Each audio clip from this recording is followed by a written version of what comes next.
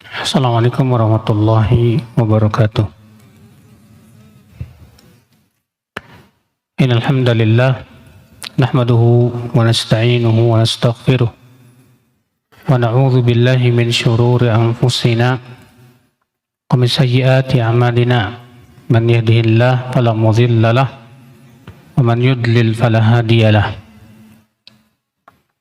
Wa asyhadu an la ilaha illallah wahdahu la syarika lah wa asyhadu anna Muhammadan abduhu wa rasuluh. Qala Allah Ta'ala fi kitabihil karim, ya ayyuhalladzina amanu taqullaha haqqa tuqatih wa la tamutunna illa wa antum muslimun, amma ba'd. Kita lanjutkan ayun ikhwah kitab Mujmal Usul Ahli Sunnah wal Jamaah fil Aqidah.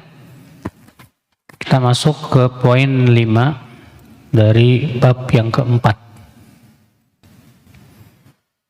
Kata beliau, murtakibul kabirah la yakhruju minal iman. Pelaku dosa besar tidak keluar dari iman. Fahuwa fid dunya mu'minun naqisul iman. Maka ia di dunia disebut mukmin, tapi kurang imannya. Wa fil akhirati tahta masyiatillah.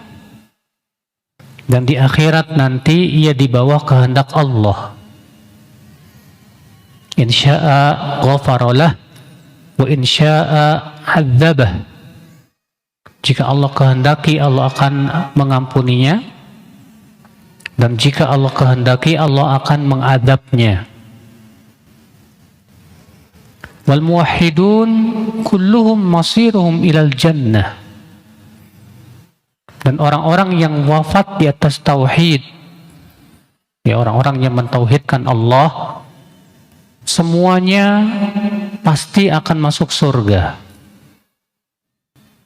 Wa in udziba minhum binnar man udzib. Walaupun di antara mereka ada yang diazab dalam api neraka. Wala yukhalladu ahadun minhum fiha qat. Namun tidak ada seorang pun dari mereka yang kekal dalam api neraka. Ikhwatul Islam, saudaraku seiman, di antara keyakinan Ahlus Sunnah wal Jamaah tentang pelaku dosa besar, itu bahwa pelaku dosa besar itu ya tidak dikafirkan dan pelakunya masih dianggap muslim dan disebut mukmin yang kurang imannya. Mana dalilnya bahwa pelaku dosa besar itu ya tidak kafir? Banyak ya. Di antaranya yang pertama yaitu surat Al-Hujurat ayat 9. Allah berfirman, wa in ta'ifatani minal mu'minina qatatalu fa aslihu bainahuma. Apabila ada dua kelompok dari kaum mukminin yang berperang, maka damaikanlah mereka. Allah mengatakan apabila ada dua kelompok dari kaum mukminin yang berperang. Sedangkan berperang itu termasuk dosa besar tidak? Termasuk dosa besar. Tapi Allah masih menamai mereka apa? Kaum mukminin. Iya. Demikian pula Allah berfirman, ya ayyuhalladzina amanu in ja'akum fasiqun binaba'in fatabayyanu. Hai orang-orang yang beriman, apabila datang kepada kalian orang fasik. Siapa fasik? Itu pelaku dosa besar. Fatabayyanu, maka tabayyunlah. Di sini Allah Subhanahu wa taala ya masih menyebut mereka dengan iman. Demikian pula Allah berfirman, innamal mu'minuna ikhwatun fa aslihu baina akhawaikum. Sesungguhnya kaum mukminin itu bersaudara, maka damaikanlah di antara saudara kalian itu. Allah masih menamai orang yang bertengkar sebagai saudara. Itu menunjukkan bahwa pelaku dosa besar itu tidak kafir, tidak keluar dari nama iman. Ya. Adapun dalam dari hadis-hadis Rasulullah SAW banyak akal Islam. Di antaranya dahulu di zaman Rasulullah SAW ada seorang sahabat, di mana sahabat ini terkenal gelarnya himar. Ya, digelari himar. Dan sahabat ini di zaman Rasulullah SAW sering minum arak dan sering dicambuk oleh Rasulullah SAW. Karena saking seringnya ia dicambuk, ada seorang sahabat yang mendoakan dengan laknat. Allahumma al'anhu, ya Allah, laknat dia, ya Allah. Betapa seringnya ia dicambuk. Apa kata Rasulullah? La tal'anuh, jangan kalian laknat dia.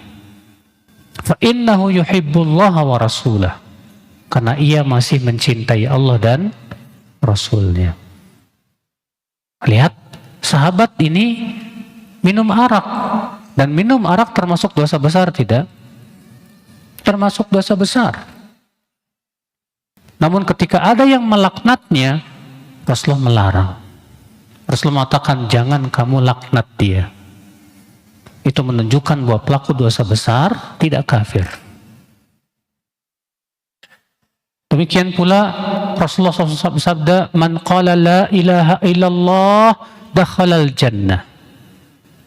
Siapa yang mengucapkan la ilaha illallah dan wafat di atasnya, pasti masuk surga. Apa kata Abu Dzar? Wa in zana wa in sarak. Walaupun dia berzina dan mencuri, ya Rasulullah. Kata Rasulullah, wa in zana wa in sarak. Walaupun dia berzina dan mencuri.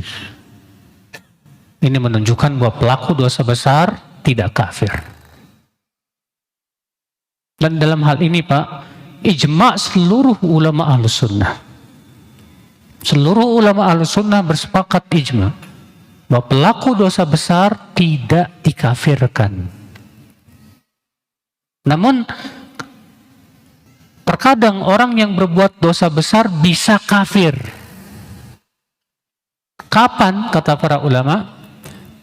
Orang yang berbuat dosa besar bisa kafir kalau dia meyakini kehalalannya. Misalnya ada orang yang berzina dan dia yakin zina itu halal, boleh zina. Iya. Ada orang yang makan riba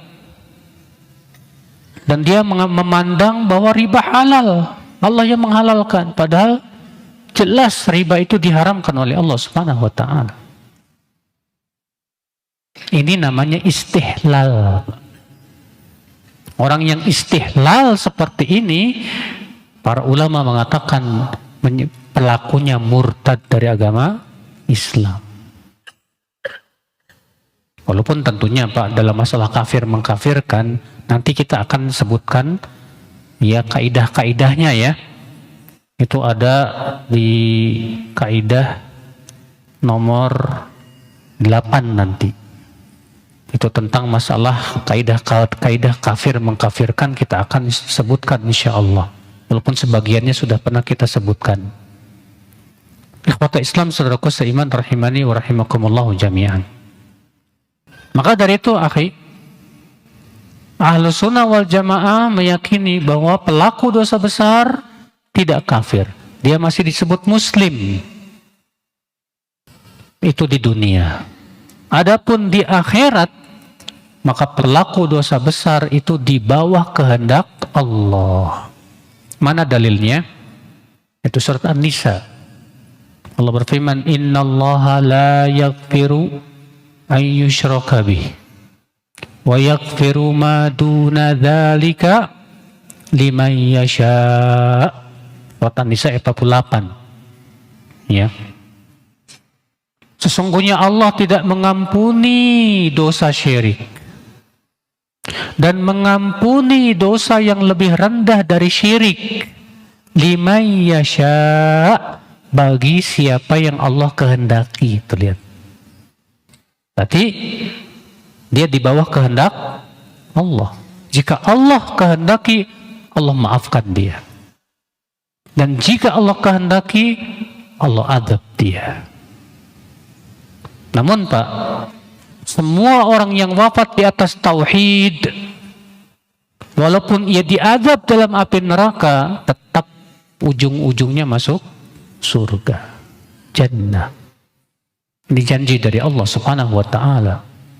Rasulullah SAW bersabda, "Man kana akhiru kalamihi la ilaha illallah, dakhalal jannah."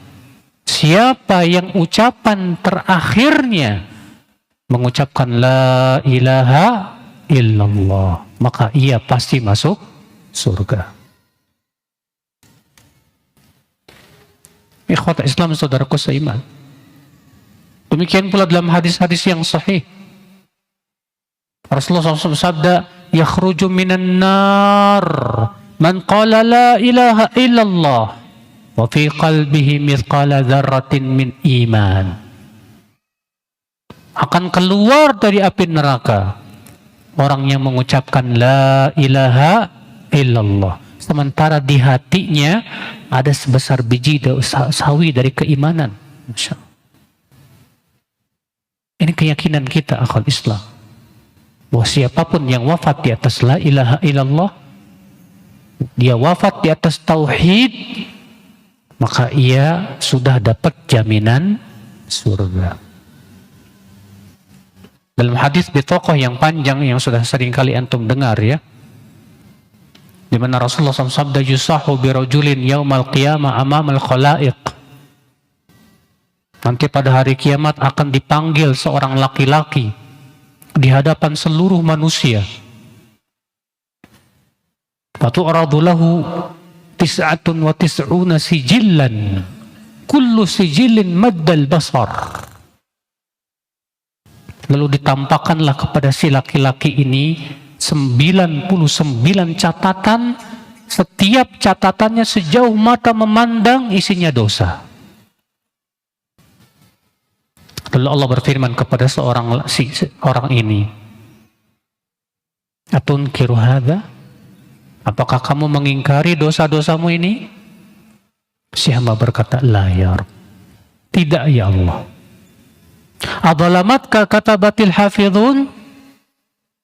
Apakah malaikat yang mencatat amalmu sudah menzalimi kamu?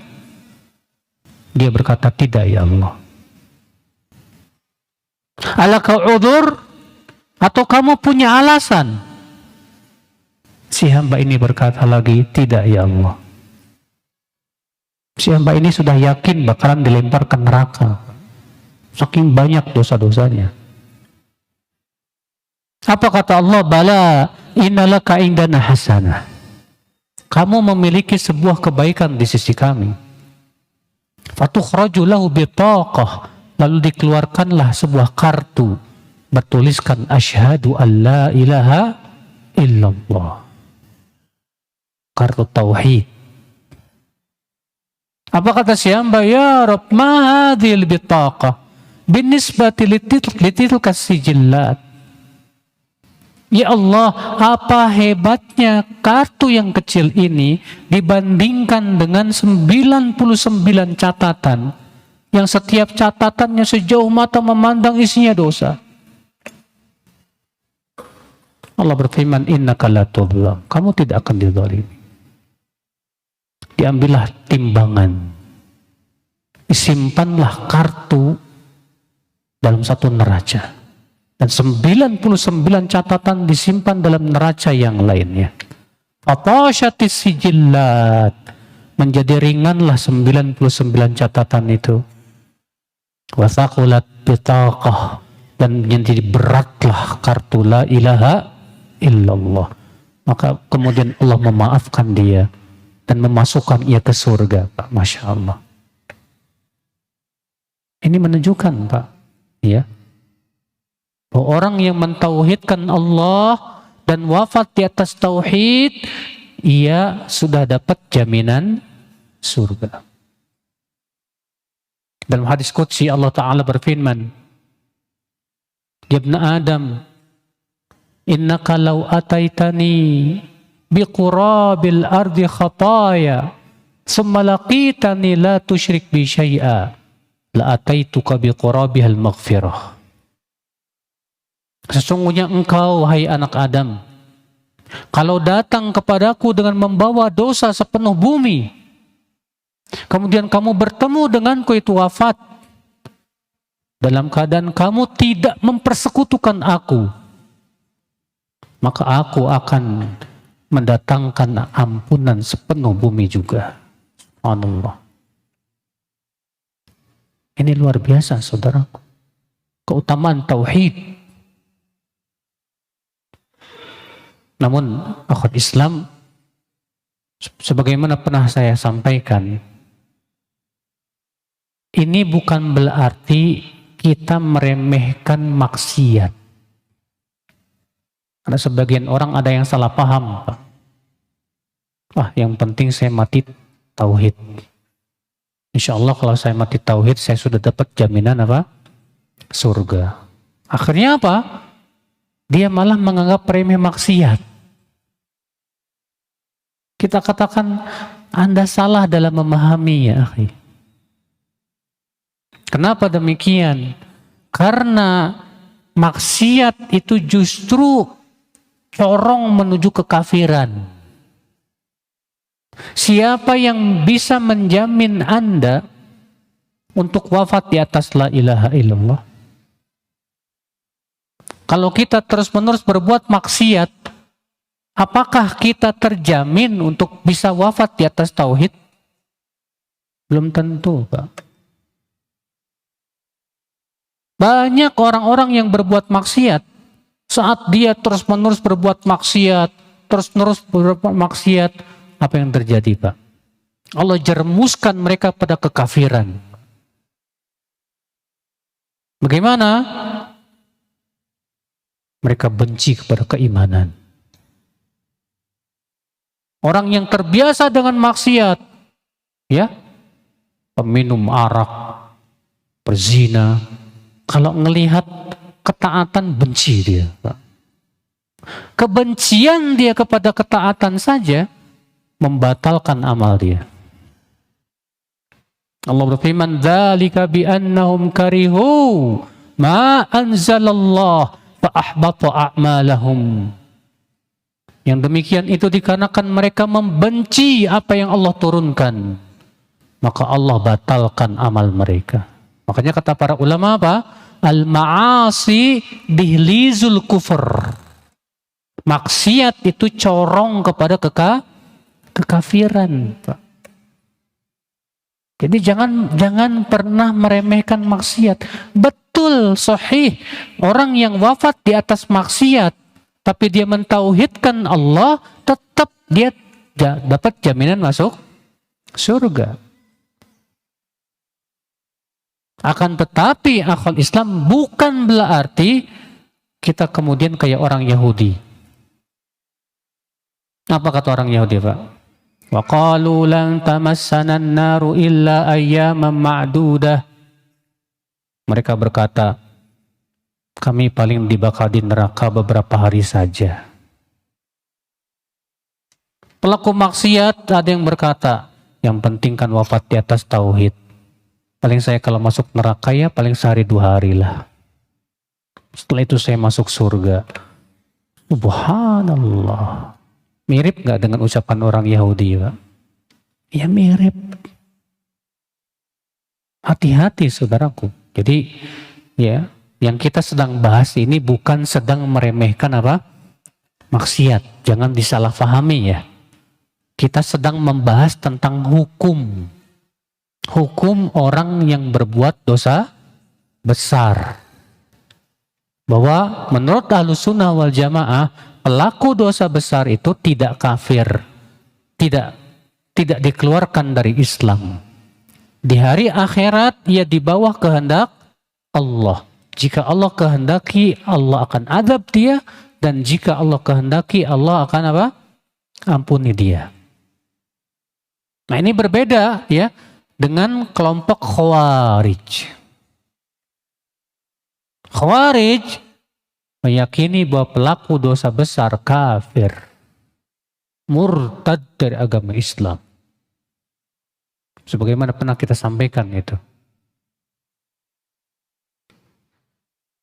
Apa alasannya Khawarij mengatakan bahwa ya pelaku dosa besar itu kafir? Rupanya mereka salah memahami sebagian dalil. Alasan mereka yang pertama, kata mereka, tidak ada dalam ayat-ayat Al-Quran bahwa orang yang masuk neraka itu akan keluar dari neraka. Ayat-ayat Al-Quran hanya menyebutkan khalidina fiha abada, selama-lamanya mereka kekal. Tidak ada satupun ayat, kata mereka, yang mengatakan bahwa ada yang keluar dari api neraka. Kita katakan, ya, sesungguhnya yang paling paham tentang Al-Quran adalah Rasulullah Sallallahu Alaihi Wasallam. Dan Rasulullah sudah mengabarkan kepada kita akan adanya orang-orang yang keluar dari api neraka, dari orang-orang yang mentauhidkan Allah Subhanahu Wa Taala. Maka Rasulullah adalah yang menafsirkan Al-Quran. Allah berfirman, wa anzalna ilaika dzikra litubayyina lin-nasi ma nuzila ilaihim. Dan kami turunkan kepada Muhammad al-Dzikr, yaitu Al-Quran, agar kamu menjelaskan kepada mereka apa yang diturunkan itu. Rasulullah sudah menjelaskan bahwa ternyata orang-orang yang mentauhidkan Allah, kemudian ia wafat membawa dosa, ternyata ia tidak kafir. Ternyata ia tidak kekal dalam api neraka. Ikhwatul Islam, saudaraku seiman rahimani wa rahimakumullahu jami'an. Nah, ini dia ya keyakinan Ahlussunnah wal Jamaah terhadap pelaku dosa besar. Makanya kalau ada orang yang mengkafirkan orang yang di luar kelompoknya, Pak, itu Khawarij, Pak. Kayak LDII. LDII punya keyakinan orang yang di luar kelompoknya kafir. Mungkin di antara antum ada yang bekas LDII di sini. Iya. Alasannya apa? Salah dalam memahami dalil. Apa katanya? Siapa yang meninggal dalam keadaan ia tidak berbaiat, maka matinya bangkai jahiliyah. Man mata wa laysa fi unuqi bai'ah mata mitatan jahiliyah. Siapa yang mati dalam keadaan tidak berbaiat, maka matinya bangkai jahiliyah. Lalu kemudian mereka membawa hadis-hadis ini untuk baiat kepada imam mereka. Dan lalu mereka menafsirkan mati bangkai jahiliyah itu mati kafir. Mereka telah salah dari dua sisi. Sisi yang pertama, salah dalam memahami makna baiat. Mereka mengatakan bahwa baiat itu harus kepada pemimpinnya. Padahal para ulama sudah berbicara dalam kitab-kitab siyasah syar'iyah. Siapa pemimpin yang berhak untuk dibaiat? Imam Ahmad bin Hanbal ketika ditanya tentang hadis man mata walaysa alaihi imam mata mitatan jahiliyah, siapa yang meninggal dalam keadaan tidak berbaiat kepada imam, maka matinya bangkai jahiliyah. Apa kata Imam Ahmad dalam riwayat Al-Muhanna? Atadri mal imam? Tahukah kamu siapa itu imam? Wa an yaqula kullu muslim hadza imam. Itu setiap muslim mengatakan ini imam. Syekhul Islam Taimiyah dalam Minhajus Sunnah menjelaskan juga syarat seseorang imam yang dibaiat. Di antaranya dia mempunyai wilayah kekuasaan. Dia mempunyai kemampuan, kekuatan untuk menjalankan siasah syar'iyah. Sementara mereka tidak punya kekuasaan, Pak. Numpang mereka di negeri kita ini, di Indonesia. Syaratnya tidak terpenuhi. Antum tahu di Indonesia ini berapa banyak imam yang dibaiat, Pak. LDI punya imam tidak? N11 punya imam tidak? Ya. Khalifatul Muslimin punya imam juga. Ya. Ada lagi siapa itu? Hasan Baraja kalau nggak salah. Juga dibaiat. Sementara Rasulullah bersabda apabila ada 2 khalifah dibaiat, bunuh salah satunya. Nah ini mana dulu yang dibunuh ini, Mas? Ini heran. Memahami baiat seenaknya. Sudah begitu mereka menafsirkan mati bangkit jahiliyah, mati kafir. Padahal tidak ada satupun ulama yang mensyarah hadis tersebut menafsirkan demikian. Para ulama ketika menafsirkan mati bangkit jahiliyah artinya mati di atas perangai jahiliyah. Dia mati di atas dosa besar. Sedangkan pelaku dosa besar sudah kita jelaskan bahwa dia tidak kafir, tapi mereka mengkafirkan. Maka ini jelas khawarij, Pak. Hanya karena kita tidak baiat kepada imamnya, kita dianggap kafir, najis. Kita katakan jelas ini khawarij. Wallahi khawarij. Saudaraku seiman, rahimani wa rahimakumullahu jami'an. Nah ini saudaraku ya. Sekarang masuk ke poin ke-6. La yajuzul qat'u li muayyanin min ahlil qiblah bil jannati awin nar illa man sabatan nasu fi haqqih.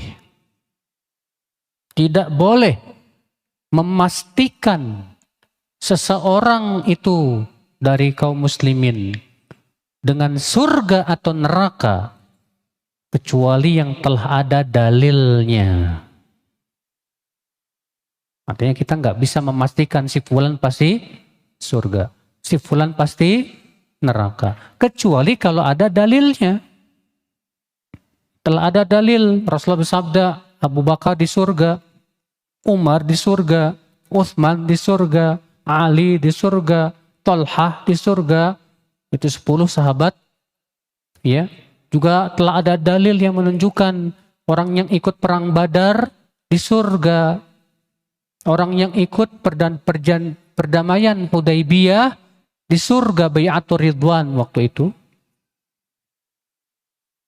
Ada dalilnya jelas.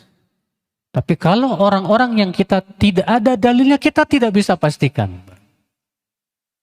Bahkan di zaman Rasulullah SAW, pernah suatu ketika ada seorang hamba sahaya, Pak, yang menjadi pelayan Rasulullah SAW, terkena panah yang nyasar.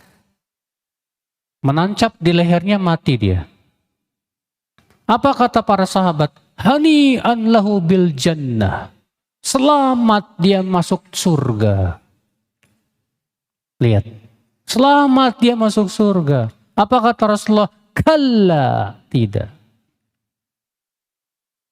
Iya. Inna syamlah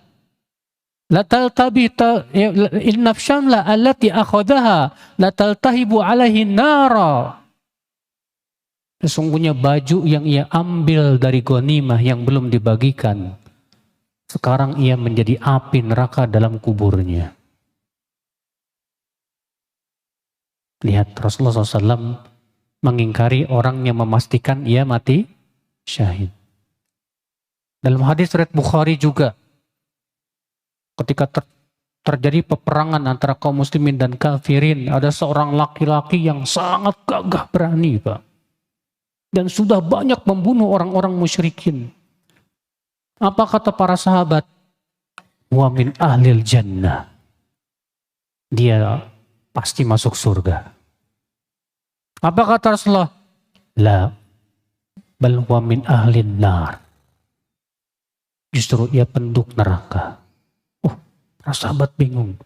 Masa orang yang sudah berperang begitu gagah beraninya masuk neraka? Gimana ini? Makanya seorang sahabat berkata, saya akan ikuti dia. Ikuti terus. Rupanya dia terluka dengan luka-luka yang berat, Pak. Rupanya dia tidak sabar dengan lukanya itu.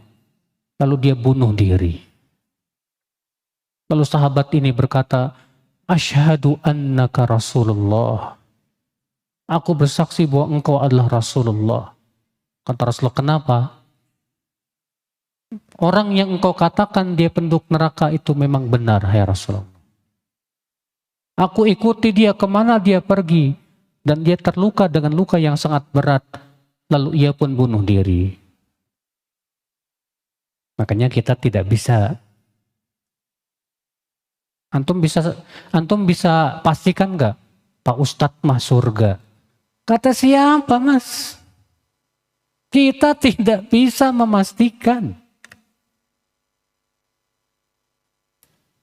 Kita juga tidak bisa memastikan pelaku maksiat pasti apa?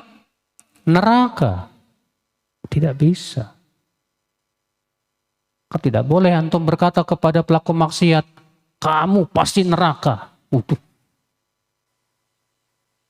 Ini bahaya, Mas. Karena memastikan seseorang neraka itu hak Allah, bukan hak kita. Kita tidak tahu dia akan wafat di atas apa. Kita tidak tahu. Kita yang sedang beriman dan beramal saleh, kita tidak tahu wafat di atas apa. Kita hanya berharap kepada Allah, mudah-mudahan kita istiqomah. Wafat di atas la ilaha illallah. Yang kita lihat sekarang dia berbuat maksiat, kita pun tidak tahu ia wafat di atas apa. Barangkali Allah berikan dia hidayah, ia bertaubat di akhir hayatnya, dan Allah pun maafkan dia. Sebagaimana Rasulullah mengkisahkan, qad kana fi man kana qablakum rajulun qatala tis'atan wa tis'ina nafsan. Di zaman dahulu, kata Rasulullah, ada seorang laki-laki yang sudah membunuh 99 jiwa. Fasa'ala an a'lami ahlil ard. Tapi dia ingin taubat. Tapi nggak tahu caranya gimana. Maka ia bertanya tentang orang yang paling berilmu di muka bumi. Fadulla ala rahibin. Rupanya ditunjukkan si fulan tuh yang ahli ibadah. Pergilah ke ahli ibadah. Ternyata ahli ibadah ini bodoh. Lalu dia bertanya, innahu qad qatala tis'atan wa tis'ina nafsan wa hal lahu min taubah. Ada orang yang sudah membunuh 99 jiwa, masihkah ada pintu taubat buat dia? Kata ahli ibadah ini apa? La. Enggak ada. Kesal dia, dibunuhnya ahli ibadah itu. Fakammala biha mi'ah. Sempurna 100 orang dia bunuh. Tapi dia masih pengen taubat. Fasa'ala an a'lami ahli al-ard. Dia bertanya-tanya ke orang, siapa manusia yang paling berilmu? Fadulla ala alim. Lalu ditunjukkanlah kepada seorang ulama. Dia datangi ulama itu dan berkata, innahu qad qatala mi'atan nafsan. Ada orang yang sudah membunuh 100 jiwa, masihkah ada pintu taubat? Apa kata ulama ini? Faman yahulu bainaka wa bainat taubah. Intalik ila ardi kada wa kada fa inna biha unasan ya'buduna Allah fa'budillah ma'ahum. Apa yang menghalangi kamu untuk bertaubat? Pergilah kamu ke negeri sana. Di sana banyak orang-orang saleh. Beribadahlah kepada Allah bersama mereka di sana. Dan tinggalkan negerimu yang buruk itu. Ternyata dia memang jujur ingin taubat, Pak. Pergilah ia, tapi di tengah jalan dia meninggal dunia. Rupanya malaikat rahmat sama malaikat adab berselisih. Apa kata malaikat adab? Dia tidak pernah berbuat kebaikan sedikit pun. Apa kata malaikat rahmat? Tapi dia datang untuk taubat. Lalu datanglah malaikat berbentuk manusia. Dijadikanlah sebagai hakim. Kata malaikat itu, coba ukur ke negeri mana yang paling dekat. Ke negeri yang dia tinggalkan atau ke negeri yang dia tuju. Lalu Allah berfirman kepada negeri yang dituju, wahai negeri, mendekatlah. Dan Allah berfirman kepada negeri yang ditinggalkan, wahai negeri, menjauhlah. Ternyata ia lebih dekat kepada negeri yang dia tuju sejengkal. Akhirnya ia pun dibawa oleh malaikat rahmat. Masya Allah. Makanya ya akhi, kalau antum melihat ada orang yang sedang berbuat maksiat, banyak berbuat maksiat, jangan laknat. Jangan dilaknat. Jadi gimana dong? Doakan supaya dia dapat apa? Hidayah. Sebagaimana disebutkan dalam hadis tadi. Udah masuk ya? Baik.